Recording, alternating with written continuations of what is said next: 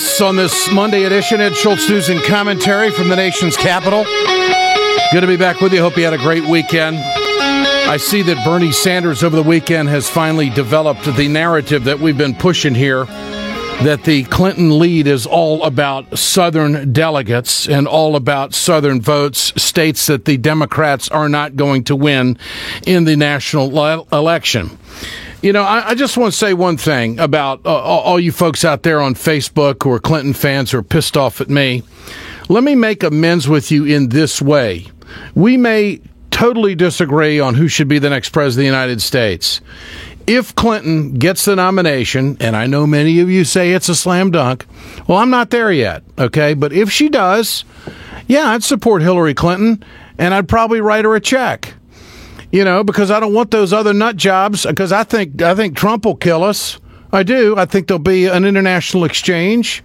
I know Cruz will. He's an end times guy. So I don't want those guys to be president. You know, but don't browbeat me and be a coward on Facebook kicking my ass because I think Bernie Sanders is a better presidential candidate. I mean, why is it that Democrats run from debate?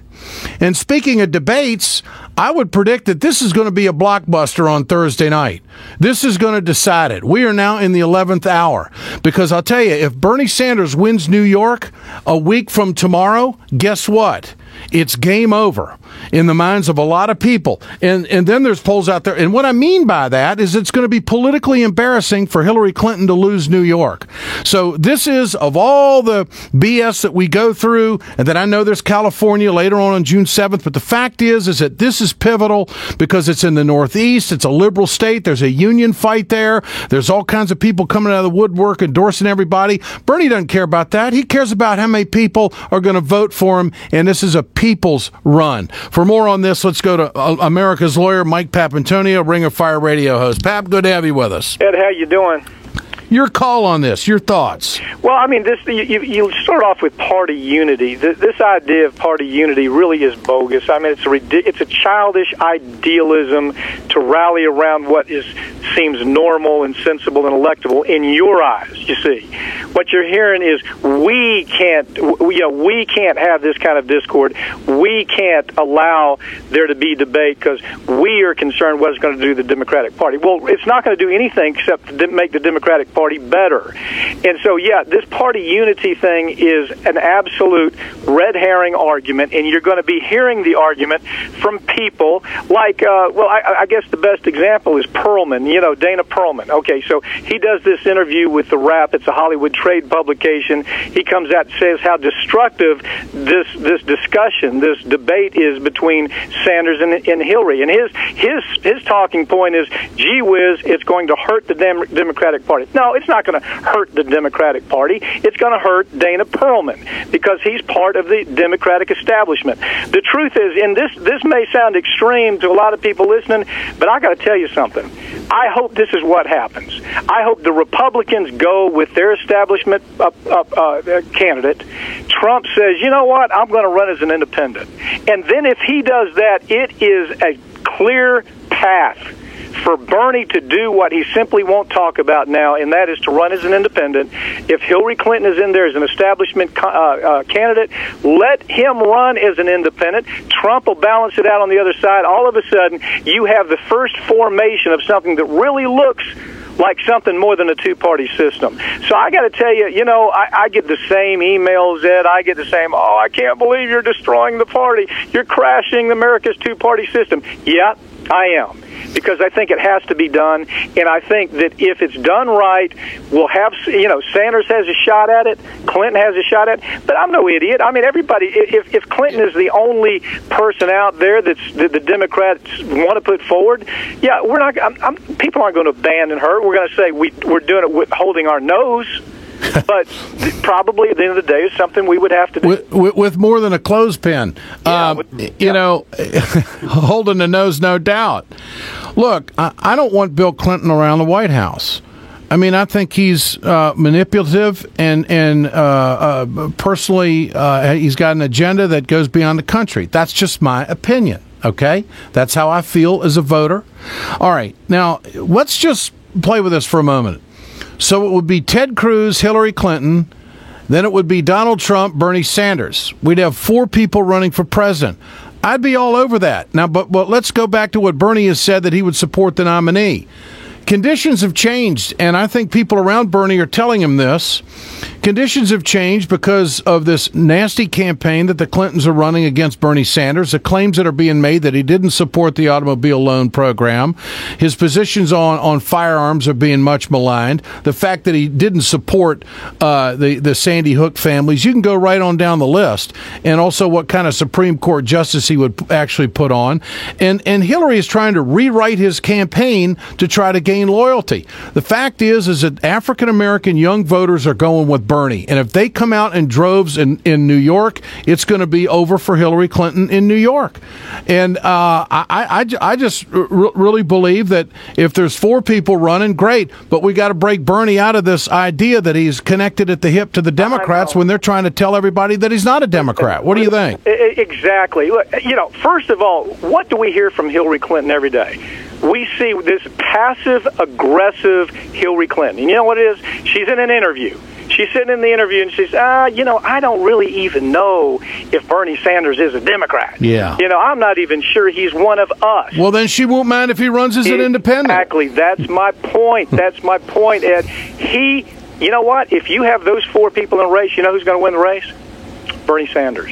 Now, why do you think that? I mean, I want to believe that, but break it out for us. If you have Bernie running as an independent with Hillary Clinton, and then you got Trump and Cruz on the other side, look, here's what happens. You have moderate Republicans going with Bernie. Bernie is attracting moderate Republicans. That's the first thing. You've got progressives who are motivated. You've got millennials showing up in droves who are motivated. Right now, he's able to call the shots on people who truthfully are motivated to vote for him. Hillary keeps standing behind this idea, but look what we did in the South. Do you think that Hillary Clinton is going to carry one damn state in the South? No. Absolutely. Maybe Virginia. You want to consider Virginia the South, but the rest of them, North Carolina, there's been so much voter suppression, and the rest of them, forget it. Yeah, so these arguments are empty arguments, Ed. I know this sounds outrageous. Bernie Sanders can win if he's put in that 4-person race and he runs in as independent. People need to talk him into this. Okay. All right. Mike, I want to talk to you about the BP settlement and the taxpayers having to fork out $13 billion. How the hell did this come down? Well, it happened because you have a Department of Justice who just is doing exactly what they did for Wall Street. We have an administration that came in and said, we have to get corporate America under control. We got to make them pay their way. Next thing we know, he lets Wall Street get away with $18 trillion, stealing from the American public, not one person prosecuted. Same thing happened here. He starts off with BP. Oh, we're going to get to the bottom of this. The people who are responsible for it, they're going to have to pay. One person is prosecuted in all this. 7 deaths, an entire ecosystem destroyed, and the DOJ comes along and says, you know what? It's a little bit harsh for BP to have to pay their own way. Let's let taxpayers pay $15 billion of the $20 billion that's being paid out. That's what Loretta Lynch agreed to, because you know why she agreed to it? Because that's what Eric Holder had worked out as soon as Obama came out and announced that he had a $20 billion settlement set up. As soon as he did that, he told Eric Holder, make sure they get part of it back. And they got $15 billion back that you, as taxpayers, are having to pay for their criminal conduct. All right. Paying for a bunch of criminals. We got to dig into this tonight on the News with Ed on RT. We do it at 8 o'clock Eastern Time. Mike Papantonio, America's Lawyer, Ring of Fire radio host. Always a pleasure, my friend. Thanks. Thank you, Ed. You bet. PillPack, Communication Workers of America, Alliance for American Manufacturing, BioGreen Clean, and the iSave team bring you this Ed Schultz news and commentary. RingofFireRadio.com, WeGotEd.com, RawStory.com is where you get all of our work. Now this. Hey, folks, you've heard me talk about BioGreen Clean. I'm going to show you right now on my airplane just how tough this is. I want you to keep in mind, chemical-free, 100% plant-derived, biodegradable. It is the safest cleaner that you can get, and it's the most effective. Go to our website, WeGotEd.com, or go to BioGreenClean.com. www.BioGreenClean and order today. It's time to continue our conversation about mechanical insulation. Mechanical insulation is for the piping systems in our nation's commercial and industrial facilities. Facility owners are burning up billions of dollars through the lack of mechanical insulation on these piping systems. Call the iSave team. Insulation saves America valuable energy, and this team of energy conservation specialists is shovel-ready to save you money. Visit iSaveTeam.org to have a specialist give your plant an energy audit. We perpetuate a culture of crime all the way from Wall Street right down to the main street in our hometowns. It's worse than it has been since FDR took control of the problem and said we can't count on industry taking care of the American labor. They probably have already engaged into some type of criminal cover-up, and the law prohibits the government from even doing anything about it. Catch America's lawyer Mike Papantonio on YouTube at youtube.com/GoLeftTV. What does the word meltdown mean? You know, there's a few sporting events that I do pay attention to, and one of them is the Masters, and I don't watch the first 3 rounds. I've never watched the first 3 rounds of the Masters. I only watch Sunday afternoon, and I get about 3.5 to 4 hours of golf that I really enjoy watching. So Spieth, who is, I think, as good a player as anybody on the face of the earth, puts a couple in the water, and everybody is saying it's a meltdown. Now, let me tell you something.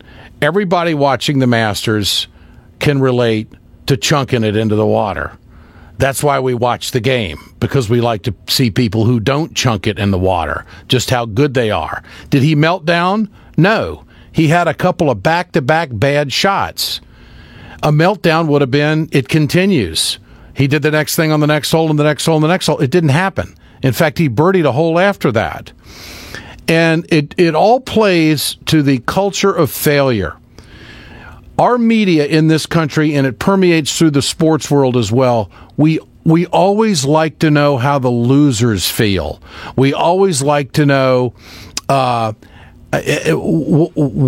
something happened to somebody. Golf is a 4-letter word, just like some other words in our English language, and they get used quite often on the golf course, by the way. I was glued to the tube after he put 2 in the water because I knew he was going to come back and make a play, and he did. And finally on 17, which that hole didn't play out real well, he had to birdie, didn't do it. Had to birdie 18, didn't do it. But the drama was there. And Spieth is going to be back for years to come, and it's no meltdown. But where do they come up with that word meltdown? So if we were to put that to politics, did Bill Clinton melt down the other day when Black Lives Matter came in and questioned him? And when that all happened, and there's no apology, there shouldn't be an apology. They rudely interrupted, as I saw it, and he lost his cool, and he didn't have to. Or you could say he did a meltdown. Oh, wait a minute. Now I'm guilty of enjoying a meltdown. See how easy it is? Communication Workers of America, Alliance for American Manufacturing, BioGreen Clean, the iSave team. Bring you Ed Schultz news and commentary. We're back tomorrow.